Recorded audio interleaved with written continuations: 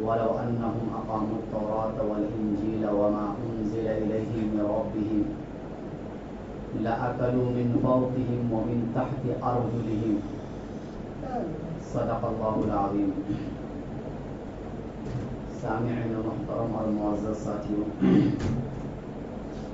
دنیا میں ہم جو بھی کام کرتے ہیں یا تو وہ کام اچھے ہوتے ہیں یا تو وہ کام برے ہوتے ہیں. اچھا اور برا کس کو کہا جائے؟ ایک تو یہ کہ ہماری عقل اس کو طے کرے، ہم اپنی عقل سے اندازہ لگائے کہ یہ کام اچھا ہے یہ کام برا ہے. ایک یہ ہے کہ خود اللہ تعالیٰ یہ بتلا دے کہ یہ کام اچھا ہے اور یہ کام برا ہے. جن کاموں کو اللہ نے اچھا کہا ان کو ہم اعمال صالحہ کہتے ہیں، اور جن کاموں کو اللہ نے برا کہا ہے ان کو ہم اعمال سیئہ کہتے ہیں. عام طور سے آج کے مسلمانوں کے ذہنوں میں یہ بات رہتی ہے کہ اگر ہم اچھے کام کریں گے تو اس کا فائدہ آخرت میں ہوگا، اور اگر برے کام کریں گے تو اس کا نقصان آخرت میں ہوگا. اور یہ ہوگا، یہ تو یقینی چیز ہے اور اسے ہر کوئی جانتا ہے. لیکن یہ کوئی نہیں جانتا کہ اچھے کام کرنے کا فائدہ دنیا میں بھی ہوتا ہے اور برے کام کرنے کا نقصان دنیا میں بھی ہوتا ہے. یہ الگ بات ہے کہ مکمل فائدہ اور مکمل نقصان ہمیں آخرت میں جا کر ہی پتہ چلے گا. کسی گناہ کی مکمل سزا جہنم میں ملے گی اور کسی نیکی پر مکمل نعمت یہ جنت میں ہمیں ملے گی. لیکن اس کے فائدے اور نقصان دنیا میں بھی ہے، اور یہ بات اللہ نے قرآن کریم میں بیان کیا ہے. اس لیے آج کے بیان میں صرف یہ بتاؤں گا قرآن کی روشنی میں کہ اچھے کام کرنے کے دنیا میں کیا فائدے ہیں. آخرت میں تو ہوں گے، وہ یقینی چیز ہے. دنیا میں بھی کیا فائدے ہیں، تاکہ اس لالچ میں آ کر ہم اور آپ اچھے کام کرنے والے بن جائیں. کیونکہ عام طور سے آج کل کے لوگ دنیاوی فائدہ کو زیادہ ترجیح دیتے ہیں. اگر ان کو ایسا لگتا ہے کہ اس میں دنیا کا کوئی فائدہ ہے تو وہ کام کرتے ہیں، اور اگر ان کو لگتا ہے کہ اس میں دنیا کا نقصان ہے تو وہ کام نہیں کرتے ہیں. تو اللہ نے قرآن کریم میں انسان کی فطرت کا خیال کرتے ہوئے ایسے اعمال کا بھی ذکر کیا ہے کہ جن کو کرنے کے بعد آپ کو دنیا میں بہت فائدے ہوں گے.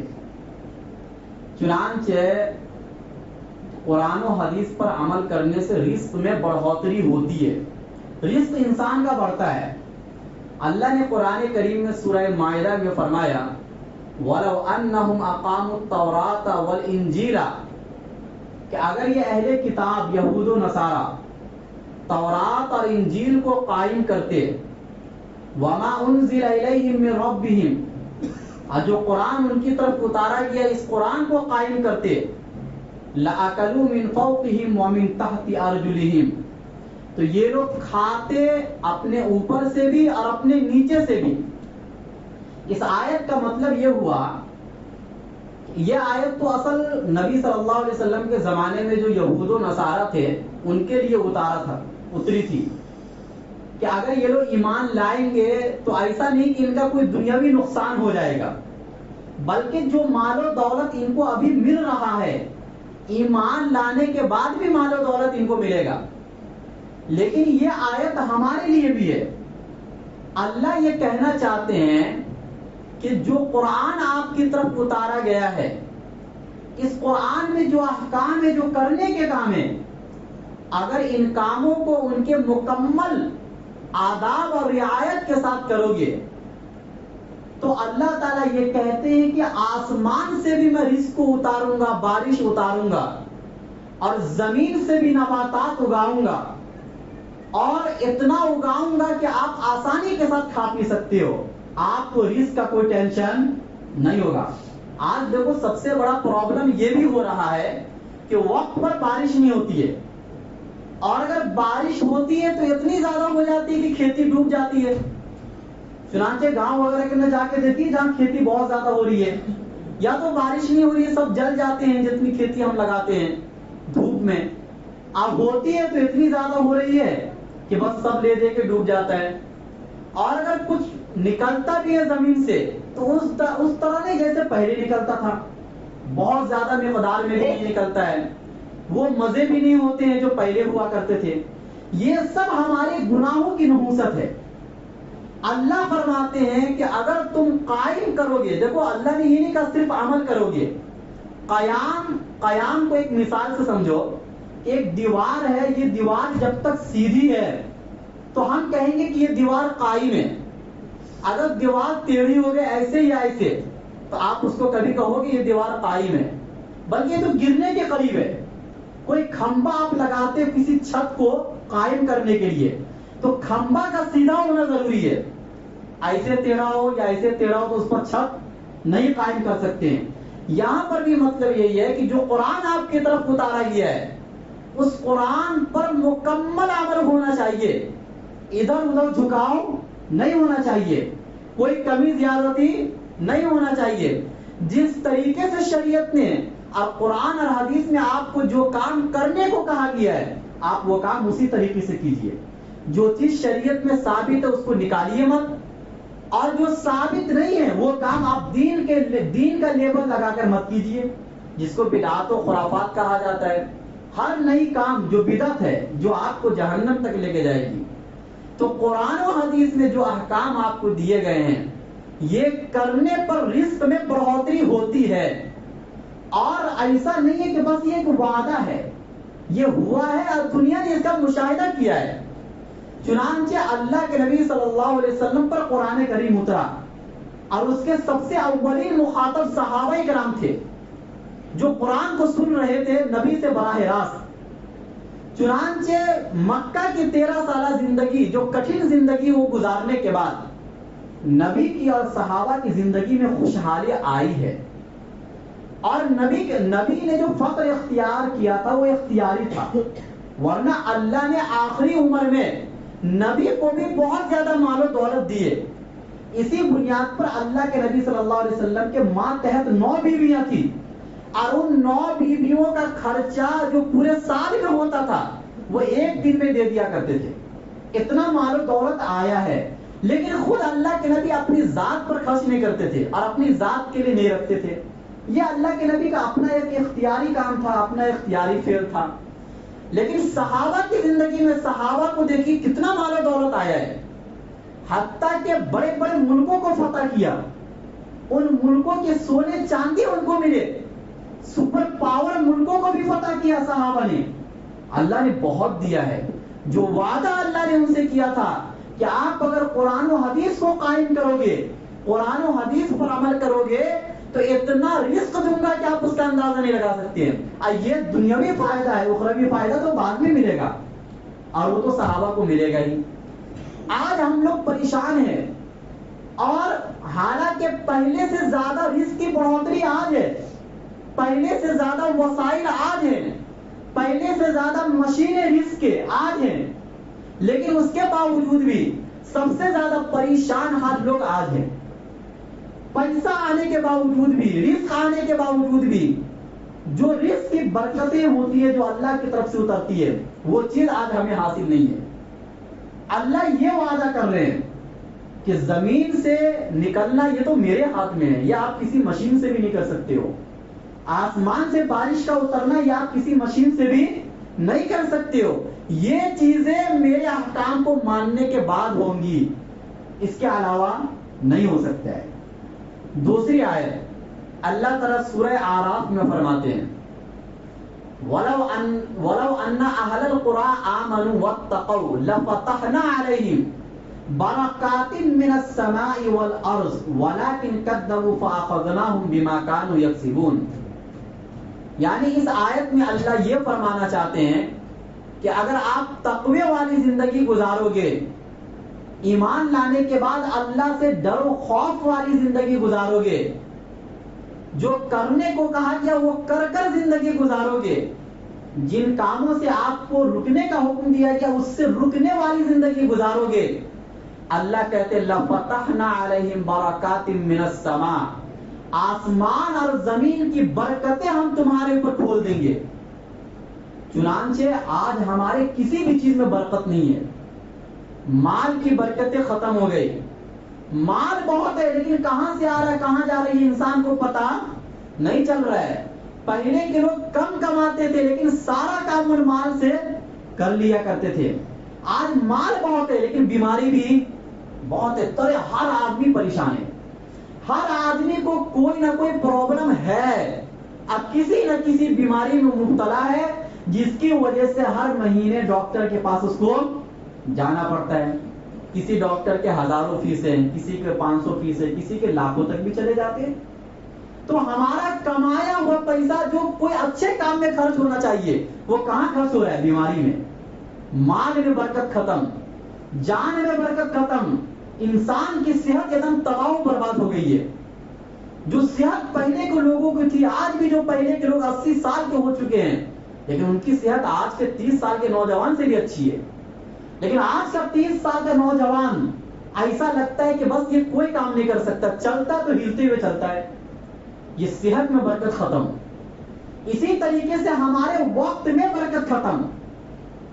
پہلے کے لوگ تھوڑے سے وقت میں بہت کام کر لیا کرتے تھے، چنانچہ جتنے محدثین فقہائے کرام جو گزرے ہیں اور جنہوں نے حدیث اور قرآن پر اتنا بڑا بڑا کارنامہ انجام دیا، وہ انہی 60-70 سال زندگی میں انہوں نے یہ کام انجام دیے۔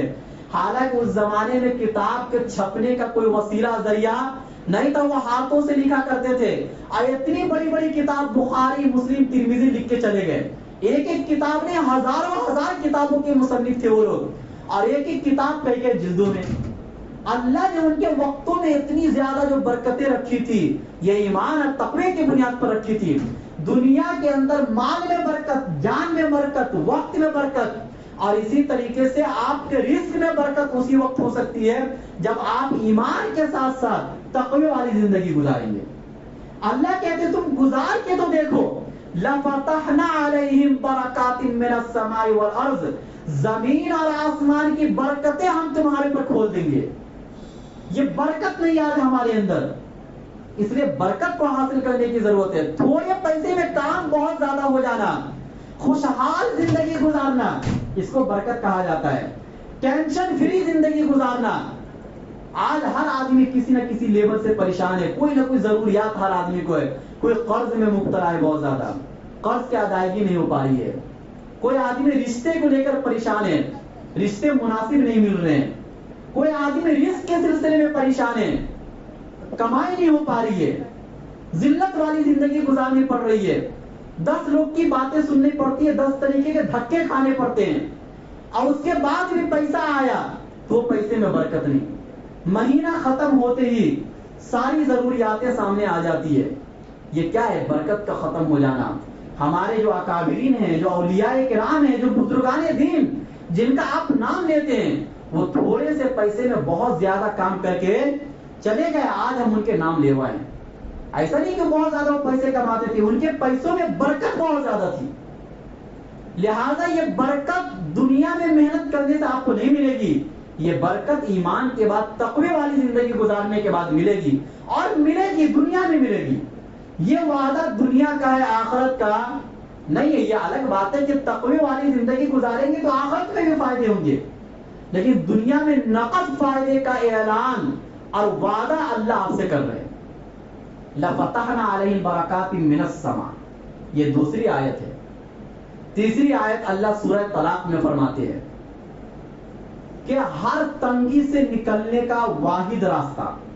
آج ہر آدمی پریشان ہے نا، کسی نہ کسی طریقے سے راستہ ہی نہیں مل رہا اس کو، پھر وہ تعویذ لینے آتے ہیں، علماؤں کے پاس آتے ہیں، ڈاکٹروں کے پاس جاتے ہیں، حکیموں کے پاس جاتے ہیں، روز کہیں نہ کہیں کا چکر لگا ہوا ہے، کسی کے سامنے سوال کر رہے ہیں، محتاج بن کر، ذلیل بن کر، اور ہو رہا ہے یہ سب دنیا کے اندر۔ اللہ فرماتے وَمَن يَتَّقِ اللَّهَ يَجْعَل لَّهُ مَخْرَجًا وَيَرْزُقْهُ مِنْ حَيْثُ لَا يَحْتَسِبُ وَمَن يَتَوَكَّلْ عَلَى اللَّهِ فَهُوَ حَسْبُهُ۔ تین باتیں اللہ نے اس آیت میں فرمائے۔ اصل میں کیسا ہے نا، آج ہمیں قرآن و حدیث پر اعتماد ختم ہو گیا ہے۔ یقین سنتے تو ہیں لیکن عمل نہیں ہے، بعد میں ایک کان سے سنتے دوسرے کان سے نکال. یہ چیز صحابہ میں نہیں تھی. صحابہ کام کرتے تھے جو قرآن و حدیث میں سنتے تھے، پھر اگر نہیں ہوتا تھا تو وہ اپنی کمی نکالتے تھے، شاید اس طریقے سے نہ ہوا ہو جس طریقے سے کرنے کا حکم ہے، پھر دوبارہ وہی کام کرتے تھے، تبارہ کرتے تھے، جب تک وہ چیز اللہ سے نہیں لے لیتے تھے کرتے رہتے تھے. وہ یہ صحابہ کی زندگی، چونکہ ان کو یقین تھا. تو اللہ نے کیا فرمایا کہ جو اللہ سے ڈر والی زندگی گزارے گا، تقوی والی زندگی، بچاؤ والی زندگی، گناہوں سے بچ کر آپ نکل جائیں، نیکیوں کی طرف آپ بڑھیں، ایسی زندگی آپ گزاریں گے، یجعل لہ مخرجا، اللہ آپ کو ہر مشکل، ہر تنگی سے نکلنے کا راستہ بنا دیں گے. آپ کو اللہ ایسے ہر مشکل سے، ہر تنگی سے نکال دیں گے کہ آپ سوچ بھی نہیں سکتے. اور یہ ہوتا ہے. دیکھو آج ہر آدمی مقدمات میں پریشان ہے، وکیل کے پاس چکر لگا رہے بہت سارے لوگ، کیس ہے ان کے اوپر، کیا کر سکتے ہیں؟ کتنے کتنے پیسے تباہ و برباد ہو گئے، وقت برباد ہو رہے، کتنے لوگ پریشان حال ہے. لیکن جو راستہ اللہ بتا رہے آپ اس دروازے کو نہیں کھٹکھٹا رہے، اور جو دروازہ آپ کھٹکھٹا رہے وہاں سے ملنے کی امید نہیں ہے. یہ ایسا ہو گیا ہے. آپ کو جانا ہے کہیں اور، جانا ہے آپ کو بائک اللہ، آپ راستہ کون سا اختیار کر رہے ہیں؟ دادر والا. آپ پہنچیں گے کبھی بائک اللہ؟ اسی طریقے سے جو راستہ اللہ نے بتایا ہے اس تنگی سے نکلنے کا، وہ راستہ آپ نہ اختیار کر کے ہر راستہ آپ اپنا رہے ہیں.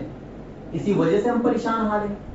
اللہ نے فرمایا کہ اگر اللہ سے ڈر والی زندگی گزارو گے تو ہر مشکل سے نکلنے کا راستہ میں پیدا کروں گا.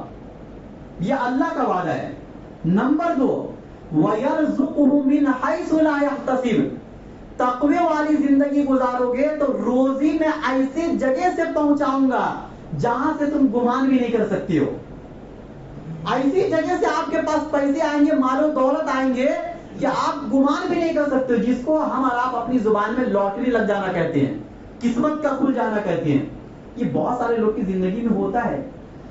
اچھا ایسے بھی بہت سے لوگ آپ کو ملیں گے جو گناہوں والی زندگی گزارتے، لیکن ایسے لوگ بھی بہت اچانک ترقی کر جاتے ہیں. ایسے لوگ بھی آپ کو محلے معاشرے میں ملیں گے. تو ایک بات یاد رکھیے، جو گناہوں والی زندگی گزارنے کے ساتھ بہت مال و دولت ان کے پاس اچانک آ گیا یا بہت خوشحال زندگی گزار رہے ہیں، سب سے پہلی بات یہ سمجھیے کہ ان کے پاس حلال پیسہ نہیں آ سکتا. جو وعدہ اللہ آپ سے کر رہے ہیں یا حلال رزق کا وعدہ کر رہے ہیں. چنانچہ ایسے لوگ کی زندگی عام طور سے سود سے ملوث زندگی ہوتی ہے جو عام طور سے ترقی کرتے ہیں. نمبر 2، ان کے پیسوں میں برکت نہیں ہوتی ہے، ان کی اولاد ان کی بات نہیں مانتی ہے. ان کا پیسہ صرف ان کی زندگی تک کام آتا ہے، ان کی اولاد پھر بگڑ جاتی ہے. یہ ہوتا ہے اور ہو رہا ہے دنیا کے اندر. ان کے گھر سے پیار محبت ختم ہو جاتا ہے.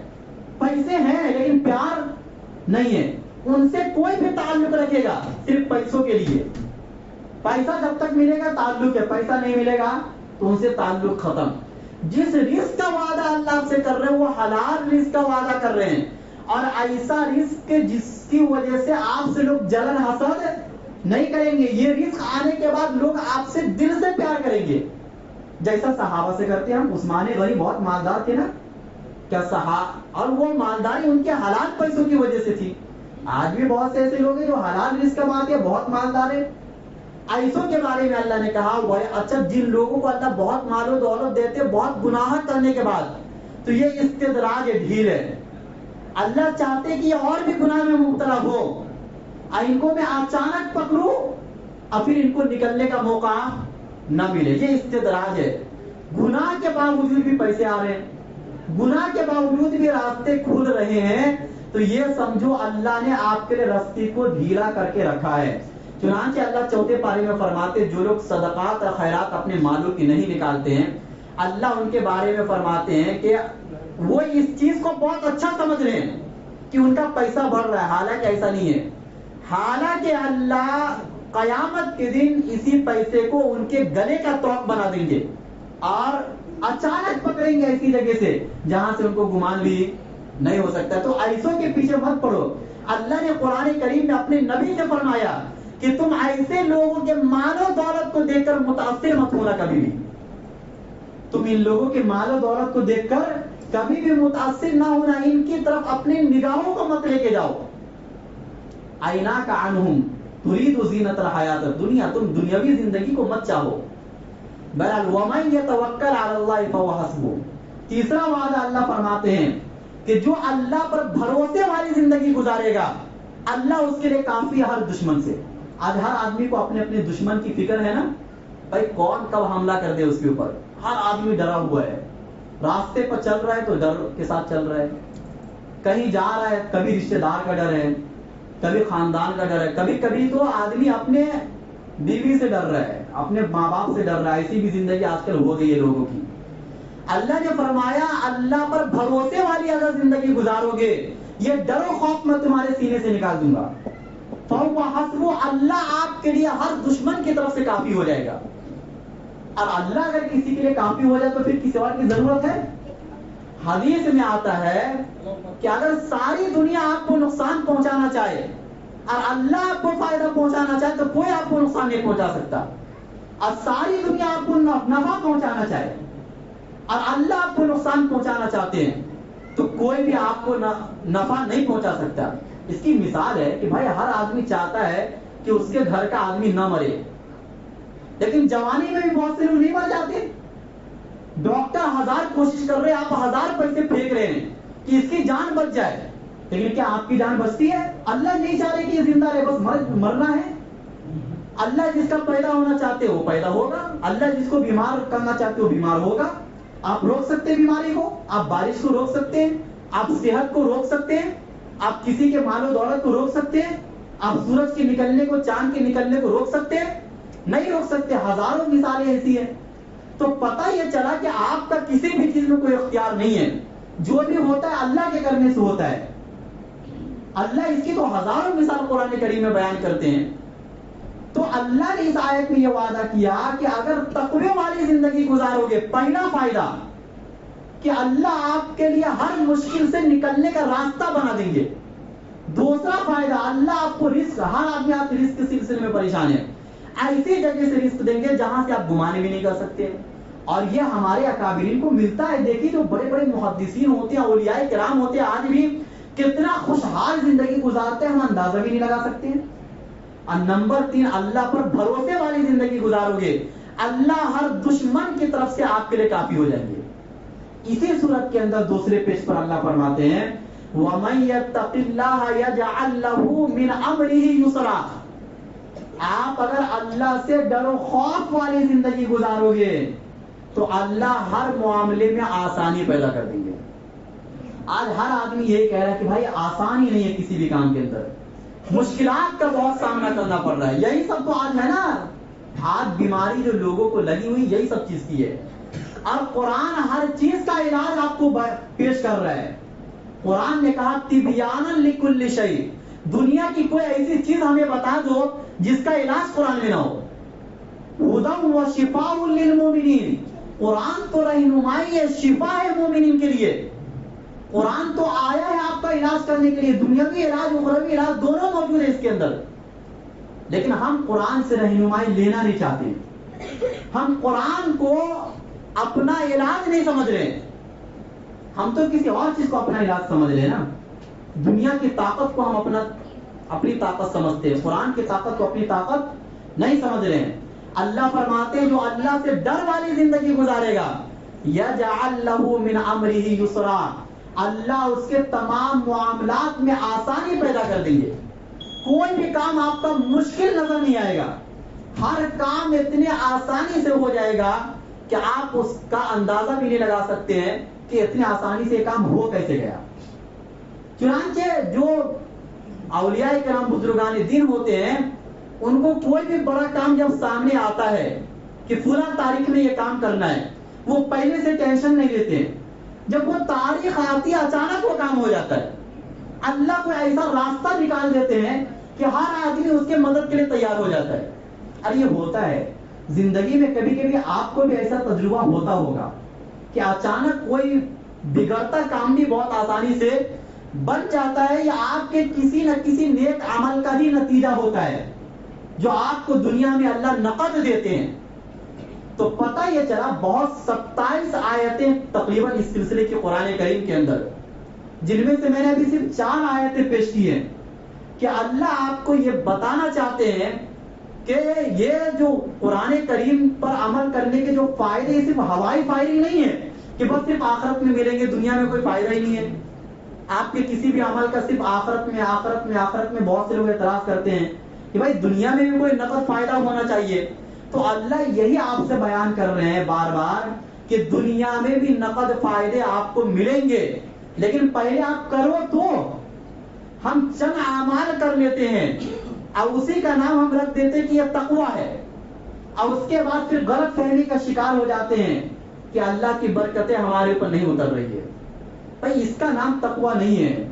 کچھ دنوں آپ کو اللہ جانچیں گے بھی، امتحان سے بھی آپ کو گزرنا پڑے گا۔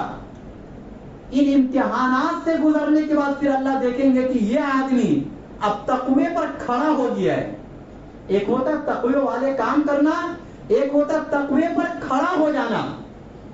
مطلب تقوی آپ کی زندگی کا حصہ بن گیا، پھر اللہ جو آپ کو دیں گے آپ اس کا اندازہ نہیں لگا سکتے۔ یہ دنیا میں اللہ آپ کو دیں گے، ایسا خوشحال اللہ آپ کو کر دیں گے کہ ہر آدمی آپ کی زندگی کو دیکھ کر متاثر ہوگا کہ اس کو اتنا زیادہ مل کیسے گیا۔ اور آپ کے مرنے کے بعد، دنیا سے چلے جانے کے بعد، آپ کا نام پوری دنیا میں ایسا روشن کر دیں گے کہ آپ اس کا اندازہ نہیں لگا سکتے۔ ہر آدمی آپ کے نام پر اثار ثواب کرے گا، صرف آپ کے گھر۔ چنانچہ صحابہ کرام یا اولیاء کرام یا بزرگان دین جو بھی دنیا سے چلے گئے، ہمارا ان سے کوئی رشتہ ہے نہیں ہے، لیکن ہم آج بھی ان کا نام عزت و احترام سے لیتے ہیں۔ کس بنیاد پر لیتے ہیں؟ اسی بنیاد پر تو لیتے ہیں نا کہ ان کے نیک اعمال کی بنیاد پر اللہ نے ان کی محبت کو ہمارے سینوں میں ڈال دیا۔ ان کے اچھے کرتوت کی بنیاد پر اللہ نے ان کی محبت کو زمین والوں پہ ڈال دیا۔ جو کوئی بھی ان کے کارنامے کو پڑھتا ہے ان کی زبان سے ان کی تعریف نکلتی ہے۔ تو اگر آپ چاہتے ہیں کہ مرنے کے بعد بھی قیامت تک آپ کا نام زندہ رہے، تو آپ اللہ تعالیٰ کے ساتھ ڈر والی زندگی گزاریں گے تو اللہ تعالیٰ آپ کو وہ زندگی عطا فرمائیں گے۔ اللہ تعالیٰ ہم سب کو کہنے سننے سے زیادہ عمل کرنے کی توفیق نصیب